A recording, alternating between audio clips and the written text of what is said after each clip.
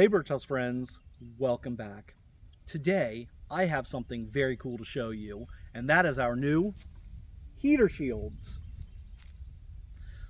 We've spent the better part of the last year doing research on heater shields so we can bring a period accurate representation of heater shields to Birchouse Woodcrafts.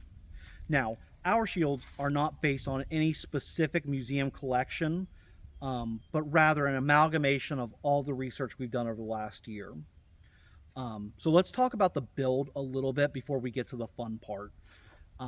Our shields are 24 inches tall and are 9 to 10 millimeters thick and feature a beveled edge. They're reinforced with a linen covering, and we use gesso and milk paint from the Real Milk Paint Company to decorate the front. They are fir planks glued together, butted fir planks, and are lightly curved. Now, all of our standard heater shields will come with this diagonal strap configuration. This is just a strap configuration that I really like, and so it'll be on our standard heater shields. Now, if you custom order a heater shield, we can do a strap configuration in any which way you want. We can put two grips in two different places if you want, so you can grab it from two different ways. We can do a 4-square strap configuration. We can put a guige on if you want to put it over the back of your neck, but whatever configuration you want, we can do in a custom order. Now our arm straps are adjustable, and the grip is hand dyed and hand stitched with a linen core to really let you get a grasp on it, as well as this padded back part to protect your arm and have a little shock absorption. So before we do our stress test, I want to talk a little about how we've done it in the past. If you haven't seen our previous stress test, you can go over to our YouTube channel and find the stress test there. And then keep an eye on this platform, because over the course of the next 6 to 8 months, we're going to be doing a remake of the Viking Shield stress test, as well as a stress test on our tar shields. So keep an eye on this platform. We're going to be breaking some more things here in the future. So how are we going to break it? Well, we're going to do 3 strikes with a halberd, 3 strikes with a sword, and 3 shots from a bow and arrow. And we'll then take a look at what kind of damage is done to the shield. So let's get to it.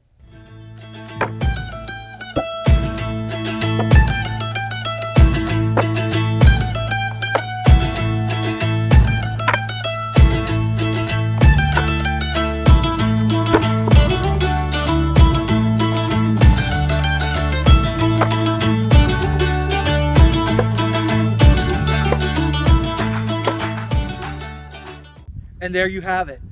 Despite one failure on the side here, this shield is remarkably intact. It took every blow and dealt with it handily. Now, as for this kind of this break here, something to note is there's a couple things of note here. One, we have the shield ratchet strapped to a tree, so it's taking all that force directly on its face, which is not how you use a shield. If somebody throws a cut at you, you're not going to put it up and just take the force directly on. You're going to use the shield to move the blows aside. So it's being hit very differently than would in a treatise we've seen, or any codex or manuscript on sword and shield fighting. The second thing is, when you use a wooden shield and you're getting hit with things like arrows and swords and axes and halberds and pole arms, the shield's going to get damaged. It's going to break. And we have seen historical examples, shields in museums, where there's been repairs. Either they've taken a split like this and they've glued it together, just re-glued it together, or you'll sometimes see places where they have riveted the shield together. There's even a few shields, including a couple of the Gotland shields, the Gotland Viking shields, where they put holes on either side and they just stitched the shield together.